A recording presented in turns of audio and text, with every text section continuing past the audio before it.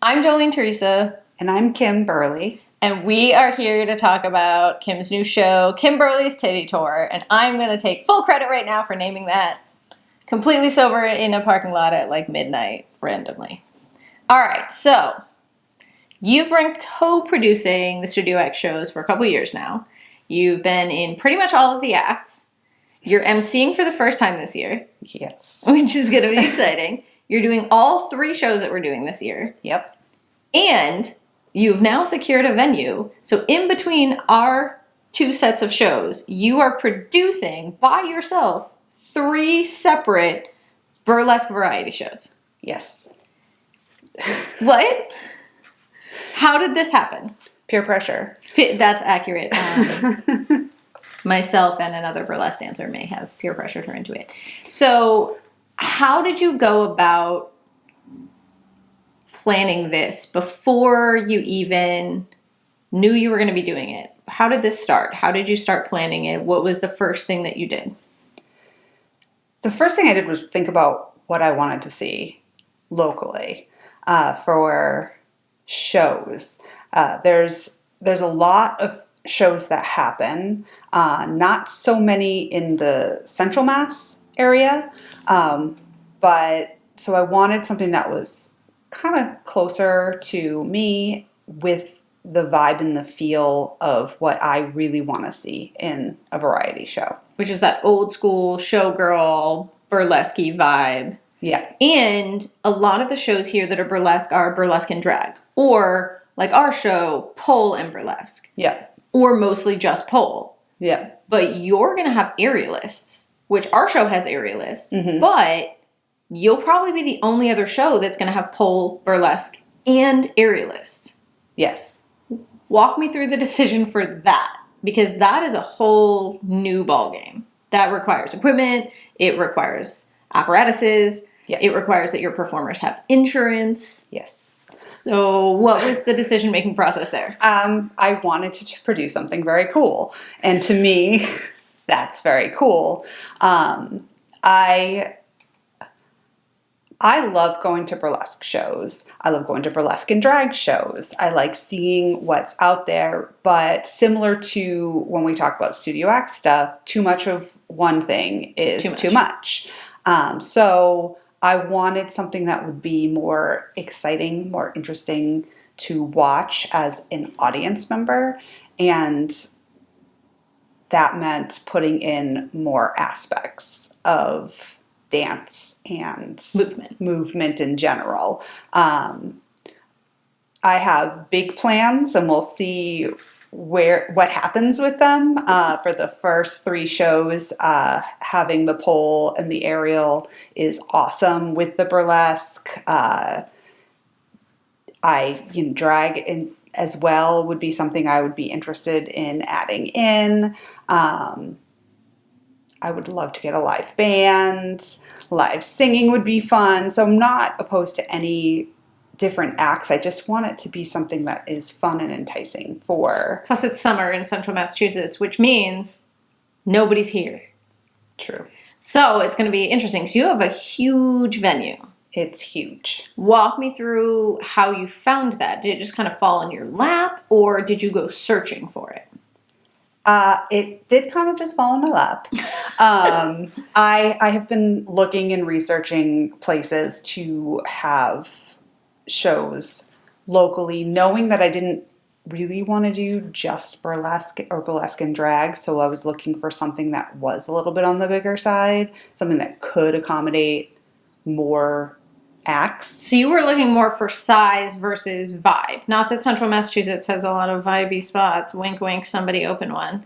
But you were looking more for size that could hold the equipment and the people versus it looks like Palm Springs in here. Yeah. Yeah. If I found something that had the vibe that I loved, which I didn't, it would be fun to do a scale back show. For my first show. But this particular place is one that I know people who already have connections and knew the owner. So it sort of just fell into my lap as I was trying to find places. I mentioned it and was able to talk with the owner within the week. Perfect. And then you're just like, yep, I'll take these dates. Yes. Cool. So for your first show, you're not doing submissions. Correct. So you've reached out to people that you trust in order to put on the type of show you want. And your shows are not themed. So it's mostly just an overall idea of what you want, which is old school, pretty burlesque, like burlesque movie, burlesque, kind of dancey, more, I don't want to say polished, or family friendly, but more, I guess, covers all the bases versus a specific style. Correct, yeah. Okay, so walk me through how you chose which performers in your network you were going to put in that and why you chose those types or those performers. Well, first and foremost with performers, I wanted to choose people who I have a good working relationship with. Ones who are going to be professional, Right. who are going to... Easy to work with. Especially for the first one. Yeah, and especially because this is not only is it the first show, but it's also the first show of its type in this venue. Right, and it's your reputation on the line as a producer locally as well. Yes. So I thought about producers who were, or not producers, performers who fit that mold. Then I thought about people who have helped me in the past, who have either put me in their shows or who have talked me up or helped me network. Right. That obviously plays a part in it. And then people who have specific acts that I've seen that I've really loved to watch. And I know that they can produce the type of act that I would love to have in my show. And the other good thing is your show is very similar. Although the base is more burlesque, it's very similar to the Studio X shows, even though the base of Studio X is pole, because you're pulling some of the Studio X performers. So there's already some crossover. But on top of that, Studio X tends to focus more on pulling in brand new novice performers. And for your first set, you're kind of pulling in a lot of seasoned artists, which is complementary because if people see your show or the Studio X show, it's more likely that they're going to want to see the opposing show. Yeah. But it also gives the local people a wide array of opportunities, everywhere from brand new performers to people who are maybe traveling around performing professionally and just happen to be in town that weekend, which is really nice. Yeah. And you get to give local producers their own opportunity because as a producer, you don't always get to be in your own show. And it sucks. Yeah. And if you are in your own show, good, but also it can be really, really stressful to be on stage while running an entire production. So it's really nice that you're giving these producers an opportunity. Yeah. So you have your venue, you have a lot of the performers lined up, you have the dates.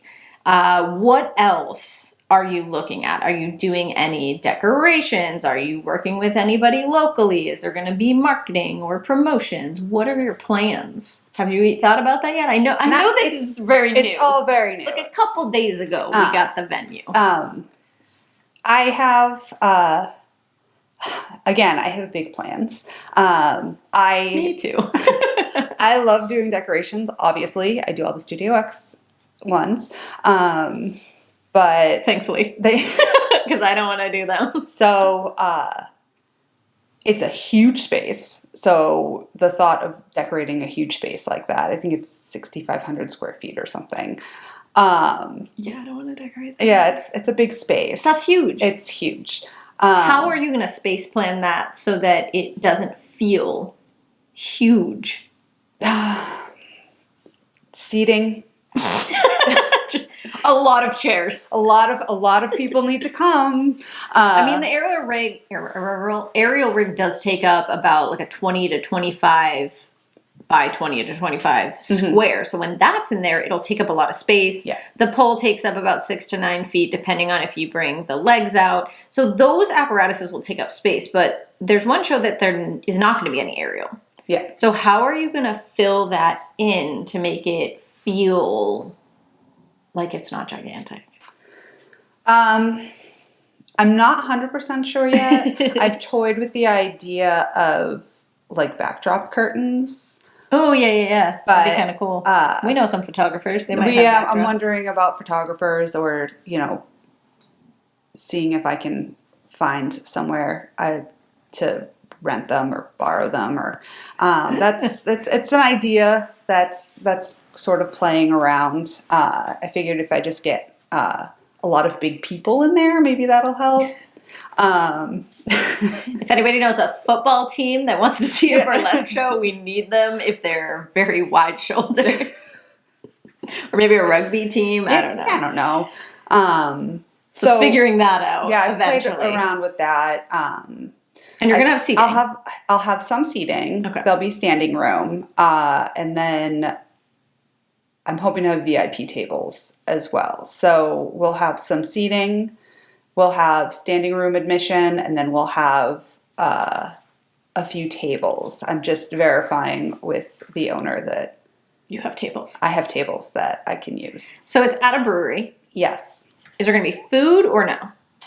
The brewery has snacks. Snacks. Okay. So what are the dates for the 3 shows? Because you have 3 all secured. They're all at the same time, but on different days in 3 separate months. Yes. We have Saturday, June 14th is our first one. Friday, July 11th is our second one, and Saturday, August 16th is the third one. And they're all at 7 p.m. They're all at 7 p.m. Perfect. Can't change it now because we're telling everyone. Yep. Yep. So there's going to be a lot of performers, local performers. A lot of Kim's friends are going to be there performing. You will have an MC, Yes. we think. Yes. Okay. I think I might be the MC. Which is going to be great. Also, because I love mentioning Lisa Bella's probably going to be there. If you've seen her before, then you know you want to see her again. So what else are you doing to plan these shows? Is there anything else that you want to talk about that you've been thinking you might do, or you're looking for suggestions on, or you might want in the future? Are you looking to like broaden if there's another venue that somebody suggests? Are you looking for a residency in the future? What's the deal? So the hope with this particular series of shows is that this will be a great opportunity. People will come out, people are excited about it, and we can make it a monthly thing at this brewery. They've got a great event space, so it would be silly not to if it works out. Absolutely open to other venues if anybody has anything locally within the Central Mass area. And again, like I said, I would love to have like a live band show, which I think would be super fun. Could be in a smaller, more intimate venue, and that's something that I've been toying with as well. And right now it's invite only, but in the future you're maybe thinking of doing submissions as the shows continue. Yes. I really wanted to make sure that the first couple of shows really set the tone for the production value of the show, and then absolutely want to open it up to newer performers or more seasoned performers who, want to be part of it, because it's definitely, there's so many performers out there. It would be great to be able to offer opportunity. Thank you. That is the word, because there's a lot of performers out there, and there's only so many shows, and there's a bunch around here, but there's a lot of burlesque shows. There's like 4 shows that you can do pole, and I only know of my show that you can actually do aerial. But it's adding opportunity for all of those realms. Mm-hmm. Wonderful. So if people want to go to the show, or if they want to follow along and potentially submit in the future when you have more dates, where do they find you? On Instagram, on Facebook? You go to a website? What are we doing? We are on both Instagram and Facebook at KimBurlys Tittie Tour. I'm never going to let that go. And currently those are the spaces that we have. I haven't developed a website yet or anything. We'll see how it goes. We're going to see how it goes. Sounds good. And then if anybody has questions and comments, they can reach out to me there, or my email is KimBurlysTittieTour@gmail.com. So there you have it. We have the first 3 dates for KimBurly's Tittie Tour in Central Massachusetts. June, 14th, July, 11th, and August. 16th. Perfect. You can find her at KimBurly's Tittie Tour on social media, where you can find all of the information and come see us all perform for Kim's first solo production.